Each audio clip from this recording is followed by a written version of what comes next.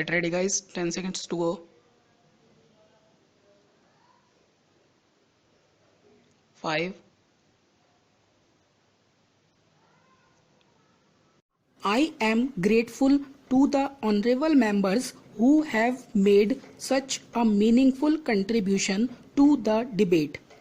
I also feel a little disappointed that this year the demands of the Ministry of External Affairs could not come before the House as they have always been coming year after year, and I think this should be the last year in which such a thing has happened.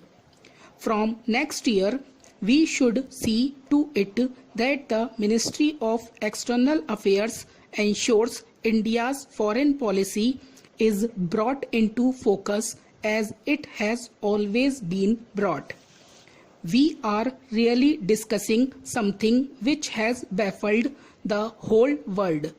The changes in the world during the last few years and probably during the last few months have been so quick, so difficult to explain in terms of time, in terms of motivation, in terms of immediate or remote cause. So there is an element of bafflement, an element of the unknown, unforeseen, unanticipated in all these events. And therefore, when you are in the midst of such quick baffling changes, what you see in front of you is a new set of uncertainties. We do not know how this has happened, and we do not know equally what is going to happen next.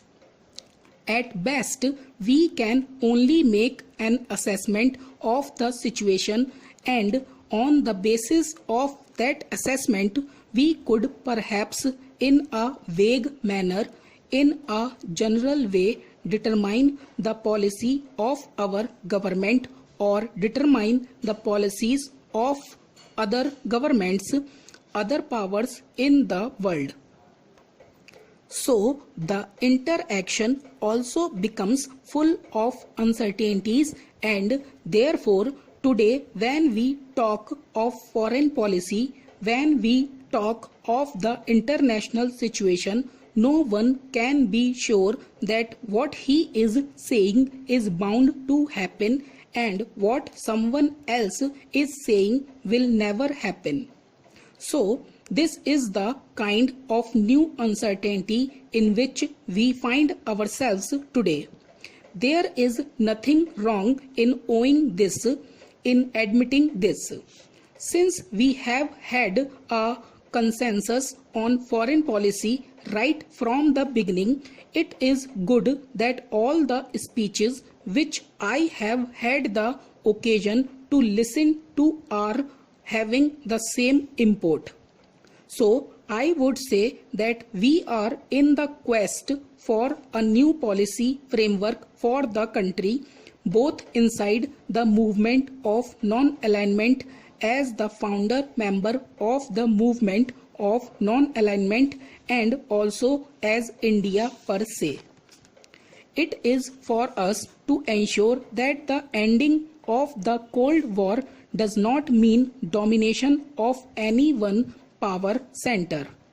Precisely on this point, we have had several speeches now. It will be India's endeavor to see that the end of the Cold War or the emergence of only one power bloc or superpower does not mean the subjugation of all other countries who, on some issue or the other, do not see eye to eye with that superpower. I have no doubt in my mind that India will have to play that role. It need not be confrontation. There is no need for confrontation. Even in a democratized United Nations, for instance, for which we are making all efforts, there is possibility there is likelihood of a difference of opinion, and if that democratization continues on the right lines, India will have a role to play. There is no question of the role of India and similar countries coming to an end. Therefore, what we are looking for is a democratized functioning of the world community wherein the decision is not on the basis of armaments, on the basis of money power, on the basis of other considerations, but on the basis of justice and fair play, and that should be our endeavor. So, it is the same struggle in a different context with different tools perhaps.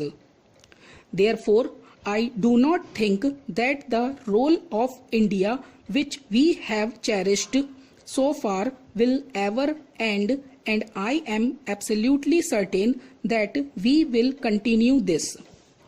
We have also said it is for us to ensure that the emergence of new economic powers such as Germany and Japan works for the betterment of the poor and not only for the enrichment of the rich. This is what my visit to Germany is all about. We have found that it is not a unipolar world in all respects. Yes, in the military sense it is unipolar, but in the economic sense it is multipolar. It is multicentric. Therefore, there is really no point in only emphasizing the unipolar nature of the world. There are so many economic power centers in the world. India is not an economic power center, but India has an importance which cannot be ignored by any economic power center, and that came out loud and clear in my visit to Germany. I am happy about it because it is not simply what we are going to get from Germany tomorrow that we discussed about. It is something much more. Where does India stand in the new setup of Europe?